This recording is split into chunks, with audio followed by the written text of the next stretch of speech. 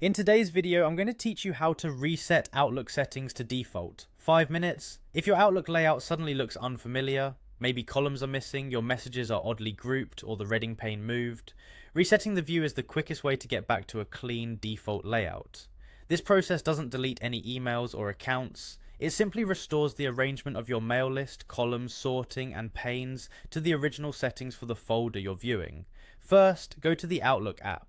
Open the desktop version of Outlook on your computer and sign in if prompted. You'll know you're in the right place if you can see the ribbon across the top with tabs like Home, Send, Receive, and View. If you're using the web version, the exact buttons may look different. For this reset, the desktop app is the best place to be. Next, click on your inbox. It's important to select the folder whose layout you want to reset because this action applies only to the current folder.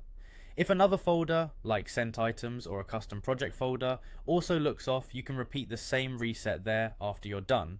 Now click on the View tab at the top. This tab controls how everything in the message list is displayed. You'll find options related to sorting, filtering, grouping, the reading pane, and conversation settings all in one place. If your ribbon is minimized, just click the View tab once to expand it, then click Reset View. Look for it in the Current View or Layout section of the View tab, depending on your Outlook version. The button may be labeled Reset View or Reset Current View. When you select it, Outlook prepares to revert the selected folder's layout back to its default arrangement, typically the compact view with standard columns and the default reading pane position. Finally, click Yes to confirm.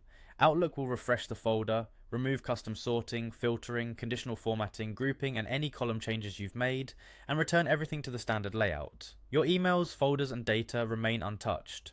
Only the presentation resets. Give Outlook a moment to update. You should immediately see a simpler, familiar layout. If you customized multiple folders in the past, remember this reset affects only the folder you selected, so you can perform the same steps on other folders as needed.